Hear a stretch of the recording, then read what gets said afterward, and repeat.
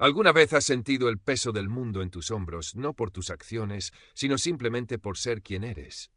Para Amara Diop Santos, esa sensación era tan cotidiana como el sol de la mañana acariciando los edificios de Valencia. El autobús de la línea 81, puntual como un reloj suizo, frenó con un siseo neumático. Amara subió, el abono en mano, y sintió las miradas habituales. No eran miradas de admiración, ni siquiera de curiosidad inocente. Eran esas miradas que la desnudaban, la juzgaban y la condenaban en un instante silencioso. Mujer, negra, obesa. 3 palabras que, en la mente de algunos, borraban cualquier otra cualidad. Se sentó con cuidado en un asiento libre, su bolso de vibrantes telas africanas sobre el regazo. El calor de junio empezaba a apretar y el aire acondicionado del autobús apenas ofrecía un respiro. Un hombre mayor, al otro lado del pasillo, la observaba por encima de su periódico con una mueca de desaprobación mal disimulada. Amara suspiró para sus adentros. El humor irónico que solía ser su escudo hoy se sentía frágil. Otro día, otra ración de miradas gratuitas, pensó, intentando concentrarse en el paisaje urbano que se deslizaba tras la ventanilla, las fachadas modernistas, el bullicio de la gente dirigiéndose a sus trabajos, el aroma a café y a pan recién hecho que se colaba por las rendijas. Llegó a Nudo y Desenlace, la pequeña librería de segunda mano donde trabajaba en el barrio de Rusafa. El olor a papel viejo y a historias olvidadas siempre la reconfortaba. Era su refugio, un lugar donde los libros no juzgaban su talla ni el color de su piel. «Buenos días, Amara», saludó Enrique, el dueño, un hombre menudo y de sonrisa fácil que valoraba su inteligencia y su pasión por la lectura. «Buenos días, Enrique. ¿Alguna novedad interesante?» «Ha entrado una primera edición de Carmen Laforet, casi nueva. Pensé que te gustaría echarle un vistazo». Amara sonrió, una sonrisa genuina que iluminaba su rostro. Por un momento el peso se aligeró. Más tarde, durante su descanso para comer, se encontró con Mateo Ruiz, su amigo de toda la vida, en una terraza cercana. Mateo era diseñador gráfico, delgado, de piel clara, la antítesis física de Amara, pero compartían un lazo forjado en años de complicidad. «Tía, no te imaginas la que me ha liado un cliente esta mañana», empezó Mateo, gesticulando con su bocadillo de calamares. Amara escuchaba, sentía, pero su mente volvía al autobús, a las miradas. Le contó a Mateo, con un intento de ligereza, el pequeño incidente del pasajero que casi le suelta un exabrupto por ocupar demasiado espacio. «Va, no le hagas caso, Amara». «Seguro que era un viejo amargado», respondió Mateo con la mejor de sus intenciones. «Además, estás estupenda. Esa falda te queda genial». Amara forzó una sonrisa. Mateo era un buen amigo, pero a veces su ingenuidad sobre la profundidad de lo que ella enfrentaba era como una pequeña espina. Él nunca entendería lo que era moverse por el mundo, sintiendo que tu cuerpo era una ofensa para otros. La tarde transcurría con la calma habitual de la librería hasta que decidió, en un impulso, entrar a Ecla, una boutique de moda en la calle Colón. No buscaba nada en particular, quizás un pañuelo de seda para su madre, o simplemente el placer efímero de mirar cosas bonitas, un placer que a menudo se le negaba. El interior de la tienda era minimalista, todo cristal, acero y luces frías. Un hombre de unos 40 años, impecablemente vestido, delgado hasta la exageración, la observó desde detrás del mostrador con una ceja arqueada. Era Carlos Vega Soler, el dueño. Amara sintió inmediatamente la atmósfera gélida que su presencia emanaba. Mientras examinaba unos collares expuestos en una vitrina, un pequeño expositor de pendientes cercano se tambaleó y cayó al suelo con un tintineo metálico. Amara se sobresaltó y se agachó instintivamente para recogerlos. «¡Quieta ahí!». La voz de Vega sonó como un latigazo. «¡Ya te vi! ¡Con las manos en la masa!». Amara se incorporó, confundida y con el corazón latiéndole con fuerza. «Perdón, solo se han caído, iba a recogerlos». «No me vengas con cuentos», espetó Vega acercándose rápidamente con el rostro encendido. «Sabía que alguien como tú no venía nada bueno aquí. Seguro que intentabas robar algo. Llamaré a la policía». Las palabras «alguien como tú» resonaron en los oídos de Amara, cargadas de un veneno demasiado familiar. El pánico y una vieja y conocida ira empezaron a bullir en su interior. «No he hecho nada», dijo con la voz temblorosa pero firme. «No tiene derecho a acusarme así». Pero Carlos Vega ya estaba marcando un número en su móvil, su mirada llena de desprecio y una extraña satisfacción. Para él, Amara Diop Santos, con su piel oscura y su cuerpo generoso, encajaba perfectamente en el molde de la delincuente. Y él iba a asegurarse de que todo el mundo lo supiera. El sueño de una tarde tranquila se había convertido en un instante en una pesadilla demasiado real. Los agentes de la Policía Nacional llegaron en menos de 10 minutos, sus uniformes azules imponiendo una autoridad instantánea en el ambiente sofisticado de ECLA. Carlos Vega, con un aire de víctima ultrajada, les relató una versión de los hechos donde Amara no solo había tirado el expositor, sino que había intentado ocultar varias piezas de bisutería en su bolso mientras lo hacía. Mencionó su actitud sospechosa desde que entró y su aspecto intimidante. Amara, paralizada entre la incredulidad y la rabia, apenas podía articular palabra. Las explicaciones que intentó dar sonaban débiles, defensivas, incluso para sus propios oídos, frente a la seguridad arrogante de Vega. Uno de los agentes, el más joven, la miró con una mezcla de sospecha y algo parecido a la lástima barata. El otro, mayor y con el rostro curtido, le pidió la documentación con un tono que no admitía réplica. Le registraron el bolso sobre el mostrador de cristal, esparciendo su contenido. La cartera, un libro de bolsillo a medio leer, un paquete de pañuelos, las llaves, un pequeño neceser con maquillaje. No había ni rastro de las supuestas joyas robadas. Como les digo, se deshizo de ellas cuando me vio llamar, insistió Vega, sin inmutarse. Amara sintió una oleada de náusea. Estaba atrapada en una tela de araña tejida con prejuicios. Señora, tendrá que acompañarnos a comisaría para aclarar esto, dijo el agente mayor. La palabra señora sonó casi como un insulto en ese contexto. El trayecto en el coche patrulla fue un borrón. Las luces de la ciudad, antes familiares y vibrantes, ahora parecían hostiles. En la comisaría del Distrito Centro, el olor a desinfectante y a desesperación rancia flotaba en el aire. La sentaron en una silla de plástico incómoda, bajo la luz fluorescente que acentuaba cada imperfección, cada sombra. El interrogatorio fue una repetición de la misma pesadilla. Su negativa, sus intentos de explicar la secuencia real de los hechos, chocaban contra un muro de escepticismo. Podía ver en los ojos de los agentes que la historia de Vega, el hombre blanco, delgado y dueño de un negocio respetable, pesaba más que la suya. Cuando le permitieron hacer una llamada, marcó el número de Mateo, pero la llamada saltó al buzón de voz. Desesperada, recordó una tarjeta que le había dado una conocida hacía tiempo. Isabel Isa Romero, abogada. Turno de oficio. Marcó con dedos temblorosos. Isa Romero llegó una hora después. Era más joven de lo que Amara esperaba, menuda pero con una energía vibrante y unos ojos oscuros e inteligentes que la examinaron sin juzgar. Amara al principio se mostró reservada, agotada por la humillación y la desconfianza. Pero Isa escuchó con una atención que nadie más le había mostrado ese día. Hizo preguntas precisas, anotando cada detalle en un bloc. Amara, por lo que me cuentas y la falta de pruebas en tu bolso, esto tiene toda la pinta de una acusación basada en prejuicios, dijo Isa finalmente, su voz tranquila pero firme. Pero no te voy a engañar, será una batalla cuesta arriba. La palabra de este señor Vega, como empresario, puede tener mucho peso si no encontramos fisuras en su testimonio. Pero es mi palabra contra la suya, y yo soy. Amara no terminó la frase, pero el significado flotaba entre ellas. Eres una ciudadana inocente hasta que se demuestre lo contrario, la interrumpió Isa, con una leve sonrisa que intentaba infundir confianza, y mi trabajo es asegurarme de que el sistema lo recuerde. Los días siguientes fueron un infierno burocrático y emocional. La acusación formal llegó, hurto en grado de tentativa. Aunque no era un delito grave, la mancha en su historial, la humillación pública si trascendía, eran suficientes para destrozar la frágil estabilidad de Amara. Dejó de ir a la librería. Enrique fue comprensivo, pero ella no podía soportar la idea de las miradas compasivas o, peor aún, inquisitivas. Mateo, finalmente localizado, se mostró horrorizado y ofreció su apoyo incondicional, aunque Amara sentía que él no podía comprender realmente la dimensión racial y física de la agresión que estaba sufriendo. «Pero tía, ¿cómo pueden acusarte sin pruebas?» «Es de locos», exclamaba Mateo, indignado. «Bienvenido a mi mundo, Mateo», respondía Amara con un cansancio infinito. Isa Romero, mientras tanto, se sumergió en el caso. Visitó ECLA, observó la disposición de los objetos, las cámaras de seguridad, que convenientemente, según Vega, justo ese día estaban en mantenimiento en esa zona de la tienda.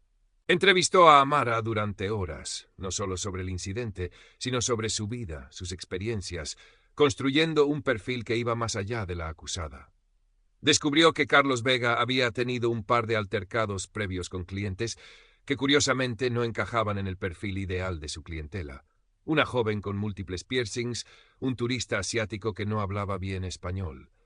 No había denuncias formales, pero sí quejas en reseñas online que hablaban de su actitud clasista y xenófoba. Era un hilo del que tirar. Carlos Vega, por su parte, no se quedó quieto. Un pequeño periódico local, de esos que se nutren del sensacionalismo vecinal, publicó una breve nota sobre el intento de robo en una conocida boutique de la Milla de Oro valenciana, sin dar nombres, pero describiendo a la presunta autora, con detalles que encajaban con Amara y enfatizando la valentía del propietario al enfrentarla. Vega incluso concedió una entrevista velada a un bloguero de moda de la ciudad, donde hablaba de la necesidad de proteger los negocios del centro de ciertos elementos y de cómo la imagen lo es todo. Amara leyó aquello con una mezcla de rabia impotente y una profunda tristeza. Era como si su propia existencia fuera una provocación. Isa, sin embargo, no se amilanó. «Esto nos da munición, Amara», dijo, mostrándole las publicaciones. «Demuestra su animadversión y su predisposición a juzgar por las apariencias. En un juicio, esto puede ser crucial para minar su credibilidad como testigo».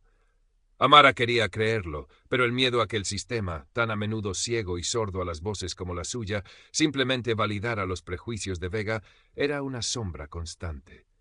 Las noches se llenaban de insomnio, reviviendo la escena en la tienda, las miradas en la comisaría. Empezó a dudar de sí misma, de su propia percepción. ¿Y si, de alguna manera, había hecho algo para provocarlo? La internalización de la culpa era una vieja conocida. Se aferró a las pequeñas rutinas que le quedaban, cocinar los platos de su infancia, recetas senegalesas y ecuatoguineanas llenas de color y sabor, cuya preparación era casi una meditación. El aroma de las especias, el ritmo del cuchillo sobre la tabla, la transformaban. Eran momentos en los que se sentía conectada a sus raíces, a una fuerza que iba más allá de la hostilidad del mundo exterior. Mateo la visitaba a menudo, trayéndole libros, películas o simplemente sentándose con ella en silencio cuando las palabras no salían. Su presencia, aunque a veces torpe en su intento de consolar, era un ancla. «Vas a salir de esta, Amara. Eres la persona más fuerte que conozco», le dijo un día, con una convicción que la conmovió. «No sé si soy fuerte, Mateo, solo estoy cansada de tener que serlo siempre». Las semanas previas al juicio fueron una montaña rusa emocional. Isa trabajaba incansablemente, preparando cada detalle de la defensa, buscando cualquier resquicio legal. Consiguió los nombres de las dos personas que habían dejado reseñas negativas sobre Vega y, tras mucho esfuerzo, una de ellas, la joven con piercings, accedió a testificar si era necesario, aunque con reticencias por miedo a represalias. No era mucho, pero era algo. «El juicio oral será en 3 semanas», anunció Isa un lunes por la mañana. «Juez Jiménez. Es un magistrado de la vieja escuela, bastante formal, pero se le considera justo, aunque algo impredecible con los casos que tienen un componente social fuerte. Tendremos que ser muy precisas». Amara sintió un escalofrío. El juez Jiménez, otro hombre que tendría su vida y su dignidad en sus manos. Se preparó mentalmente para lo que venía. Repasó con Isa su testimonio una y otra vez. Aprendió a controlar el temblor de su voz, a mirar directamente a los ojos, a no dejarse intimidar por las preguntas capciosas que seguramente le haría el fiscal. No se trataba solo de evitar una condena. Se trataba de reclamar su verdad, de decir en voz alta lo que tantos otros callaban. La víspera del juicio, Amara no pudo dormir. Se sentó junto a la ventana de su pequeño apartamento en el barrio del Carmen, observando la luna menguante sobre los tejados de Valencia. La ciudad, normalmente tan ruidosa y llena de vida, parecía contener la respiración, igual que ella. Cogió uno de los pañuelos de seda que había comprado para su madre antes de que todo aquello empezara, uno de un azul intenso como el cielo del atardecer. Lo apretó entre sus manos. Mañana no solo lucharía por su libertad, sino por el derecho a existir sin ser juzgada, sin ser menospreciada. Mañana, su voz, la voz de Amara Diop Santos, se escucharía. Current Path Characters, 4573. Total Characters, 1415. La ciudad de la justicia de Valencia se alzaba imponente, un laberinto de cristal y hormigón que a Amara le pareció frío y ajeno. La sala de vistas número 3 era funcional, con paneles de madera clara y la inevitable efigie del rey presidiendo la pared tras el estrado del juez. El aire olía a documentos y a una tensión apenas contenida. Amara, vestida con una sencilla pero elegante túnica de tela africana de colores tierra que ella misma había cosido, se sentó junto a Isa Romero. Sentía las manos húmedas y un nudo apretado en el estómago, pero su rostro mostraba una calma que le costaba un esfuerzo inmenso mantener. Mateo estaba sentado unas filas más atrás, en el escaso público, ofreciéndole una mirada de apoyo. El juez Ricardo Jiménez entró con la solemnidad que el cargo requería. Era un hombre de unos 60 años, calvo, con gafas de montura fina y una expresión que Amara no supo descifrar. ¿Severidad, aburrimiento, imparcialidad?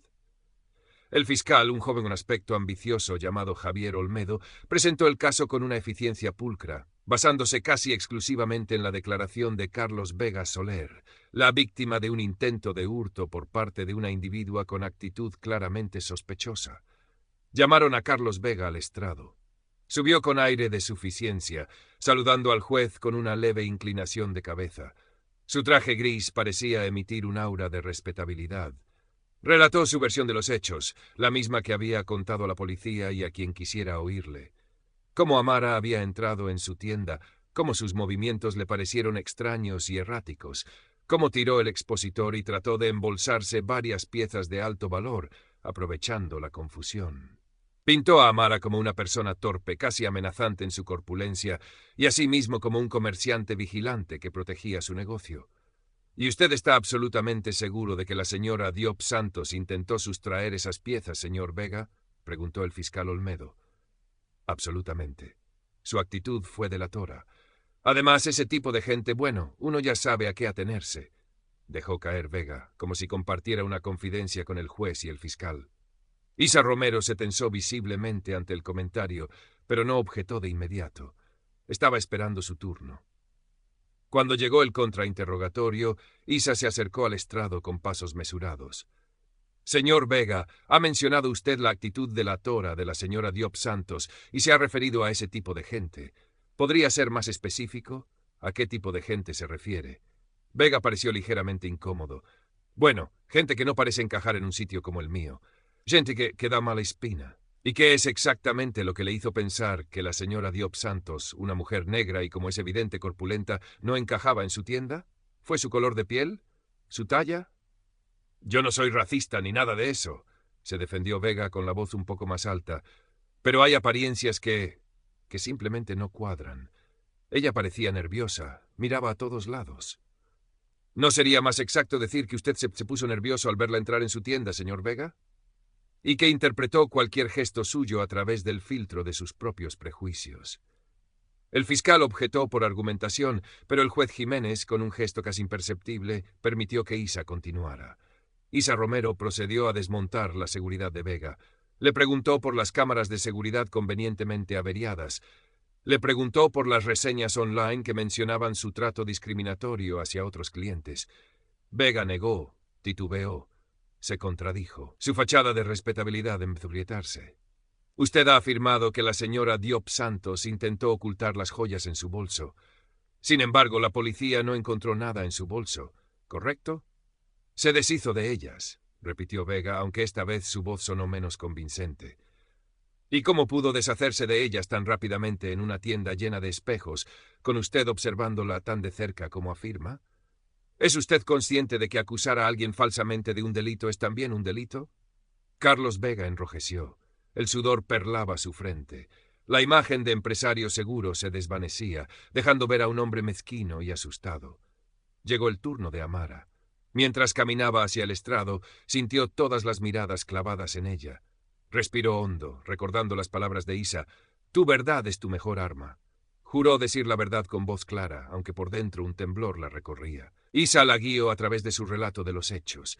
Su entrada a la tienda, el accidente con el expositor, la reacción inmediata y hostil de Vega. Amara habló con una dignidad tranquila, sin alzar la voz, pero con una firmeza que contrastaba con la imagen que Vega había intentado pintar de ella. Señora Diop Santos, comenzó Isa, cambiando ligeramente el tono hacia algo más personal, el señor Vega ha hablado de su aspecto intimidante y de que usted no encajaba en su tienda. ¿Cómo le hacen sentir esas palabras? Amara tragó saliva. Era el momento. Miró brevemente al juez Jiménez, luego al fiscal, y finalmente sus ojos se posaron solo un instante en Carlos Vega, que la observaba con odio mal disimulado. Señora abogada, llevo 32 años viviendo en este cuerpo, en esta piel, comenzó Amara, y un silencio denso se apoderó de la sala. Desde que tengo uso de razón, he sentido que no encajo en muchos sitios. En la escuela, algunos niños me llamaban bola de grasa o negra de Bez. Su voz se quebró un instante, pero se recompuso. En las tiendas a menudo me ignoran o me dirigen a la sección de tallas grandes como si fuera un apestado. He perdido oportunidades de trabajo porque mi imagen no proyectaba lo que la empresa buscaba. Hizo una pausa, dejando que sus palabras calaran. Mateo, en el público, tenía los ojos húmedos. Cuando el señor Vega dice que mi aspecto es intimidante, me pregunto si lo que realmente le intimida no es mi cuerpo, sino el hecho de que una mujer como yo, negra y gorda, se atreva a existir en espacios que él considera exclusivamente suyos. Cuando dice que no encajo, lo que realmente quiere decir es que no cumplo con sus estrechos estándares de lo que es aceptable o deseable. El fiscal Olmedo intentó objetar, alegando que aquello era irrelevante, una apelación a la emoción. Señor fiscal, intervino el juez Jiménez, sorprendiendo a todos con un tono inesperadamente grave. Creo que es pertinente escuchar a la acusada. Continúe, señora Diop Santos. Amara sintió, agradecida por esa pequeña concesión. Yo no entré a esa tienda a robar nada, señoría. Entré como cualquier otra ciudadana, quizás con la ingenua esperanza de encontrar algo bonito, de sentirme normal por un momento. Lo que encontré fue el mismo prejuicio de siempre, la misma acusación velada en miradas y palabras antes incluso de que nada sucediera. El expositor se cayó, sí. Fue un accidente. Mi único delito, si se puede llamar así, fue estar allí, ser yo misma. Y parece que para el señor Vega eso ya es suficiente para ser culpable. Terminó su declaración. Un silencio pesado llenó la sala. Había dicho su verdad. Había hablado no solo por ella, sino por todas las Amaras del mundo que enfrentaban juicios similares cada día, en la calle, en el trabajo, en las tiendas. El fiscal Olmedo, en su turno de contrainterrogatorio, intentó ser incisivo, pero Amara se mantuvo firme, respondiendo con la misma honestidad serena. Trató de hacerla caer en contradicciones, de pintarla como alguien con mal carácter, pero sus preguntas parecían rebotar contra la dignidad que Amara irradiaba. Isa Romero, en su alegato final, fue brillante. No solo desmontó las escasas pruebas de la fiscalía, sino que habló de la discriminación como el verdadero motor de la acusación. Este no es solo un caso de un supuesto intento de hurto, señoría. Es un caso sobre cómo los prejuicios pueden envenenar la percepción. Cómo pueden llevar a un hombre a ver un delito donde solo hay una persona. La única prueba real aquí es el testimonio de un individuo cuya visión del mundo está claramente distorsionada por el racismo y la gordofobia. Les pido que miren más allá de las apariencias, que escuchen la verdad de Amara Diop Santos y que hagan justicia. El fiscal, en su réplica, intentó reconducir el caso a los hechos, pero su argumentación sonaba hueca después de la contundencia de Amara e Isa. El juez Jiménez se retiró a deliberar. La espera fue una eternidad para Amara. Cada minuto se estiraba como una goma tensa. Isa le apretó la mano con disimulo. Mateo no apartaba la vista de ella. Finalmente el juez Jiménez regresó a la sala. Su rostro seguía siendo inescrutable. Amara sintió que el corazón se le paraba. «Pónganse en pie», ordenó el ujier. El juez se aclaró la garganta. Tras examinar las pruebas presentadas y escuchar los testimonios, este tribunal ha llegado a una decisión. En el caso del Estado contra Amara Diop Santos, acusada de hurto en grado de tentativa, hizo una pausa que pareció durar una vida entera. Este tribunal la encuentra no culpable. Un suspiro colectivo recorrió la sala. Amara sintió que las piernas le fallaban y tuvo que apoyarse en la mesa. Las lágrimas contenidas durante tanto tiempo empezaron a brotar sin control. Isa la abrazó con fuerza, susurrándole: «Lo conseguimos, Amara, lo conseguimos». Mateo se acercó rápidamente con los ojos brillantes de emoción y tomó la otra mano de Amara. Carlos Vega Soler estaba lívido. Miró al juez con incredulidad, luego a Amara con una rabia que ya no intentaba disimular. Se levantó bruscamente y abandonó la sala casi corriendo, seguido por la mirada reprobatoria de algunos de los presentes. «Se levanta la sesión», declaró el juez Jiménez, y golpeó la mesa con su mazo. Al salir del juzgado, la luz del sol de Valencia le pareció a Amara más brillante que nunca. El aire olía a salitre y a libertad. Varios periodistas locales, que habían olido la noticia de un caso con tintes de discriminación, intentaron abordarla, pero Isa los mantuvo a raya con profesionalidad. «Amara necesita descansar», les dijo. «Ha sido un proceso muy duro». Se alejaron de la ciudad de la justicia, Amara caminando entre Isa y Mateo, sintiéndose protegida y, por primera vez en mucho tiempo, ligera. No había ganado una guerra, lo sabía. La discriminación no desaparecería por arte de magia con un veredicto. Pero había ganado una batalla importante. Su batalla. Y había demostrado que una voz, por muy marginada que sea, puede resonar con fuerza cuando dice la verdad. En las semanas siguientes, la vida de Amara empezó a retomar un nuevo cauce. La noticia de su absolución y de las circunstancias del caso de Vega se difundió discretamente por ciertos círculos de Valencia. Algunos clientes dejaron de ir a Ecla. Carlos Vega, según supo por Isa, tuvo que enfrentar una inspección fiscal inesperada, quizás una casualidad, quizás no. Para Amara eso era secundario. Lo importante era la sensación de paz que empezaba a asentarse en su interior. Volvió a trabajar a nudo y desenlace. Enrique la recibió con un abrazo y sin preguntas innecesarias. Sus clientes habituales la saludaban con un cariño renovado. Mateo seguía siendo su apoyo constante, ahora con una comprensión más profunda, con una sensibilidad que antes no poseía del todo. «He aprendido mucho estos meses, Amara», le confesó un día, mientras tomaban una horchata en Santa Catalina. «Sobre todo he aprendido a escuchar de verdad». Amara sonrió. «Y yo he aprendido que no estoy sola, Mateo, y que mi voz importa». Una tarde, mientras ordenaba unos libros recién llegados a la librería, encontró un pequeño volumen de poesía de Audre Lorde. Abrió una página al azar y leyó: «Cuando me atrevo a ser poderosa, a usar mi fuerza al servicio de mi visión, entonces se vuelve cada vez menos importante si tengo miedo». Cerró el libro, sintiendo una resonancia profunda con esas palabras. Sí, todavía había miedo a veces. Todavía había días en que el peso del mundo parecía abrumador.